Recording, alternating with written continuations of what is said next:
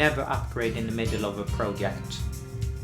We have been shooting a documentary for more than a year and started assembly edit to make the first version here. And the computer crashed, so we need a new machine. But the question is, which machine to buy when Apple has released their M1 CPUs? Should we go for a new MacBook Pro or a Mac Mini? What will work, what will not work? Let's see. I just got the 13-inch MacBook Pro, 16GB of RAM, 1TB SSD internal, and let's see how it works. The computer I'm using for editing is a 15-inch MacBook Pro from 2016. It has 1TB of SSD, 16GB of RAM, and maxed out on GPU and CPU. So it was a very fast laptop when I bought it, but it's not so fast anymore. I do all my editing in FCP since many years back, and the current version is 10.5, so it's the newest version, and I'm already on Big Sur. We're also using PostLab and PostLab Drive to share media and check in and check out our projects. We have a lot of plugins from FX Factory, sound filters from Isotope. We're running Color Final for color grading, and we are planning to use both Resolve for color grading and Pro Tools for sound mixing. So a new computer must be able to handle all these things.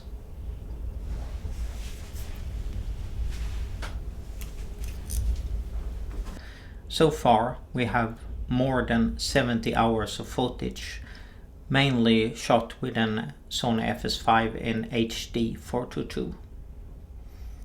We're using an external RAID with 20 TB of space and also an 1 TB SSD as cache for the library files.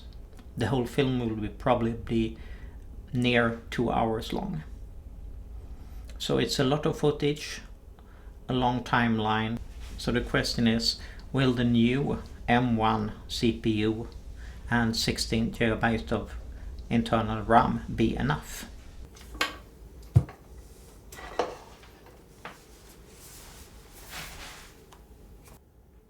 I started to install the Final Cut and Logic Compressor Motion, the Pro application from Apple, and yeah, went smooth as it should.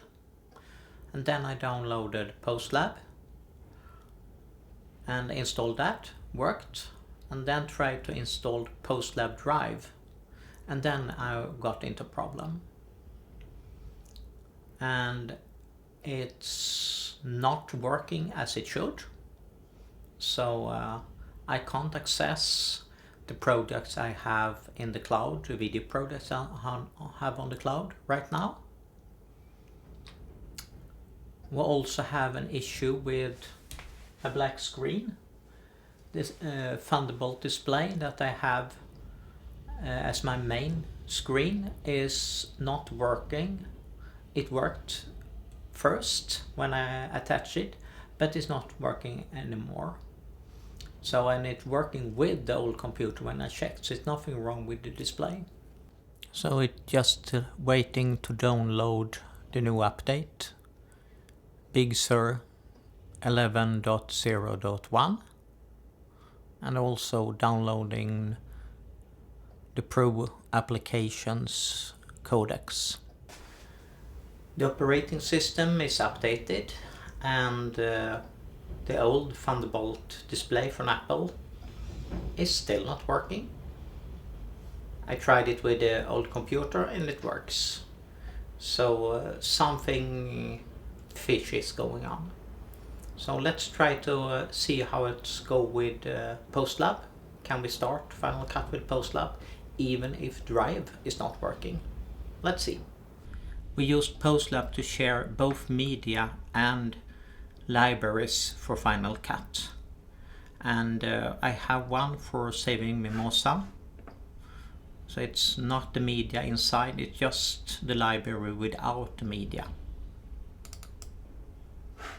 And we have two different libraries, one for the main and one for B-roll. So see if we can open the main one and start editing. At least it's much quicker, that's what I can say, compared to the other one. And we have on this disk here, Studio is all the media, and Cache, that's the SSD with the library files. So if we go into the latest project,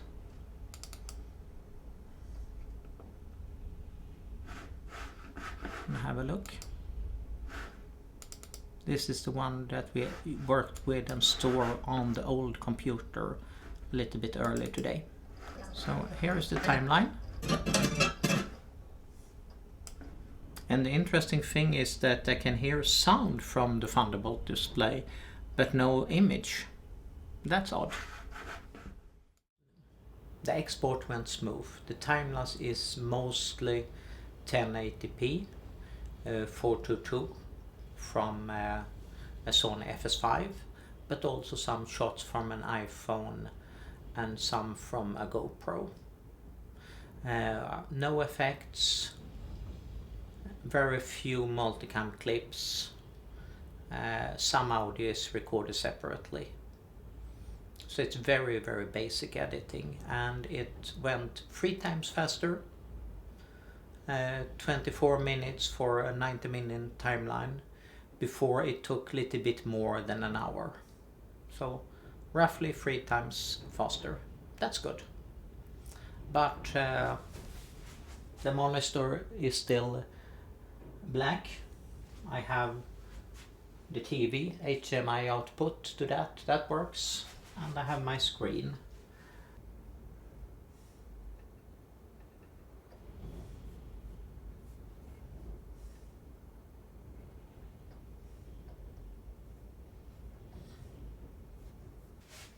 I have now installed Color Finale, and it doesn't work. It's not supported on Apple Silicon, but it is supported on Big Sur, so I can run it on my other computers. Neither PostLab Drive is working, so that's also a critical application. So for now, this is a fail, but it's good to know, and I have the possibility to return this computer to Apple.